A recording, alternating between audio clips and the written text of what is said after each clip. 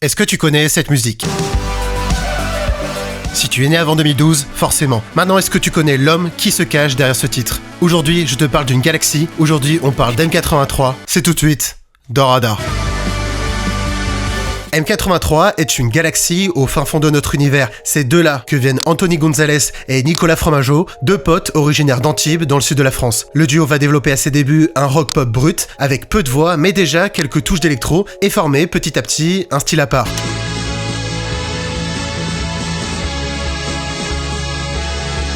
Après ses deux premiers albums, Nicolas Fromageau quitte le duo, laissant Anthony Gonzalez écrire le troisième album, qui finalisera la patte M83 avec plus de voix dans la composition et finalisera l'identité avec cet album. En 2007, M83 sortira aussi un album d'ambiance qui enrichira cette pop revisitée.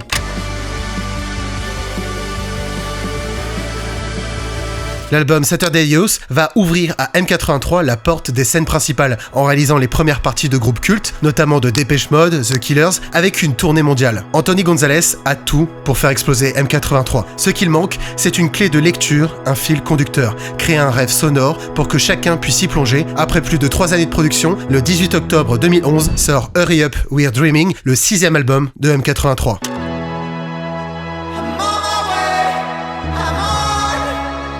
Et c'est à ce moment-là que tout va changer. L'album est déjà accompagné d'un hit qui sera un succès mondial, Midnight City, d'une cover magnifique réalisée par Anouk Bertin. Chaque titre ne propose pas une image construite, mais un espace que l'on peut habiter avec notre propre histoire. Au-delà de traiter le monde des souvenirs et du rêve, M83 propose un voyage à travers plusieurs pièces que l'on explore avec notre regard, notre façon d'écouter la musique. Dans plusieurs interviews, Anthony Gonzalez explique composer sa musique avec en fond une télévision, diffusant des films en boucle, en cherchant à chaque fois à créer une magie en mariant sa musique avec ses images. Cette relation qu'a M83 avec l'image, il l'illustrera dans de nombreux films, notamment en réalisant en 2013 la BO de Oblivion et avec son frère Yann Gonzalez dans Les Rencontres d'après minuit. Ensuite, avec l'album Junk sorti en 2016, M83 va s'ouvrir petit à petit à une pop revisitée en proposant un véritable hommage à ses inspirations du son kitsch mémorable.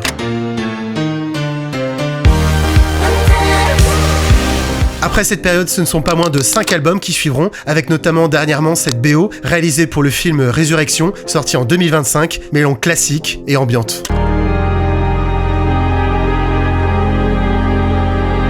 M83 est arrivé avec une promesse, il a fini par créer un univers complet, faisant d'Anthony Gonzalez l'un des plus grands compositeurs français qui encore aujourd'hui sublime nos moments de vie.